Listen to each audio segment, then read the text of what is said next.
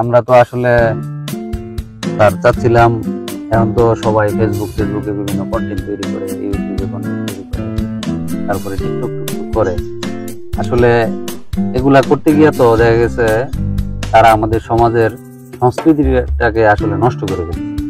আমাদের যে একটা সুস্থ বিনোদন, আমাদের যে একটা যেই বিনোদনগুলো আসলে পরিবারের সবাই দেখতে পারবে, পরিবারের সবার সাথে আমরা একসাথে উপভোগ করতে পারবো, এই ধরনের আসলে ওই সুস্থ বিনোদন, সুস্থ সংস্কৃতি অন্তরটা হচ্ছে না।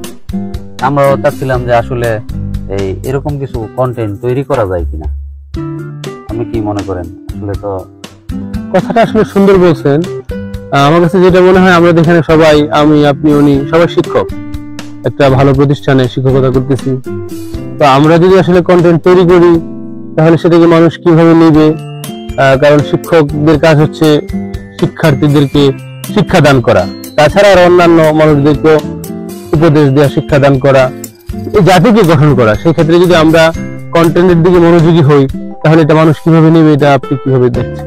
আসলে আমি যেটা চিন্তা ভাবনা করছি যে আমরা আসলে ওই অন্যান্য মানুষ যেসব টিকটক, তারপরে ইউটিউব বা ফেসবুকে যেসব অপসংস্কৃতির চর্চা করতেছে, ওই অপসংস্কৃতি আমরা আসলে সমাজ থেকে বিলুপ্ত করার উদ্দেশ্যে এবং সুস্থ সংস্কৃতির চর্চা করার উদ্দেশ্যে ইসলামিক কিছু কন্টেন্ট বা সামাজিক কিছু কন্টেন্ট, যেই কিছু কিছু কন্টেন্ট এরকম হইতে পারে সব ধর্মের লোকজন যাতে এইখান থেকে কিছু শিক্ষা গ্রহণ করতে পারে, সব শ্রেণীর মানুষ যাতে এইখান থেকে কিছু ভালো কিছু শিখতে পারে।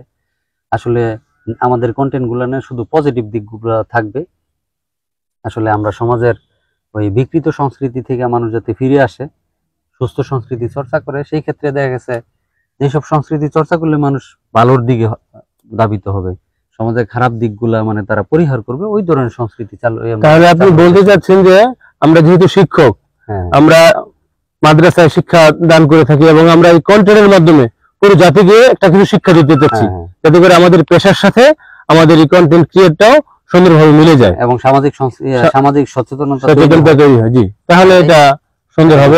হ্যাঁ, এটা ভালো। এটা করলে দেখা গেছে একদিক থেকে যেমন আমরা সমাজ থেকে এই অপসংস্কৃতি দূর করতে পারতেছি, মানুষকে ভালো সংস্কৃতির দিকে আহ্বান জানাইলাম, পাশাপাশি আমাদেরও কিছু আনন্দ বিনোদন হইলো, আমরাও কিছু মানে যদি ইনকামের সুযোগ থাকে করলাম।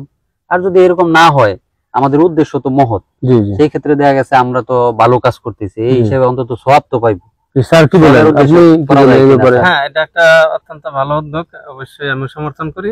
আমিও চাই যে বাংলাদেশের বর্তমান যে অপসংস্কৃতির সয়লাভ, সেখান থেকে আমরা একটা সুস্থ ধারার সুস্থ কি বলে যে সংস্কৃতির মাঝে আমরা যাতে ফিরে আসতে পারি এবং জাতিকে আমরা ক্ষুদ্রতম হইলেও যাতে সহযোগিতা করতে পারি এই ব্যাপারে। তাহলে আমাদের মূল মেসেজ হচ্ছে এই জাতির জন্য যে আমরা শিক্ষক, ছোট ছোট শিক্ষার্থী থেকে ধরে পুরো জাতিকে কিভাবে গড়া যায়, কিভাবে ভেঙে চুরে আবার জাতিকে সুস্থ সংস্কৃতি, সুস্থ মন মানসিকতা, ইসলামের যে আদব গুলো আছে এগুলিতে ঢুকানো যায়, সেই চেষ্টা আমরা করবো আমাদের মনে।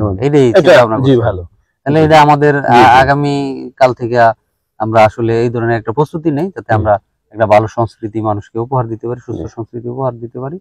মানুষ যাতে আমাদের কন্টেন্ট পরিবারের সবার সামনে সবাই একসাথে বসে দেখতে পারে।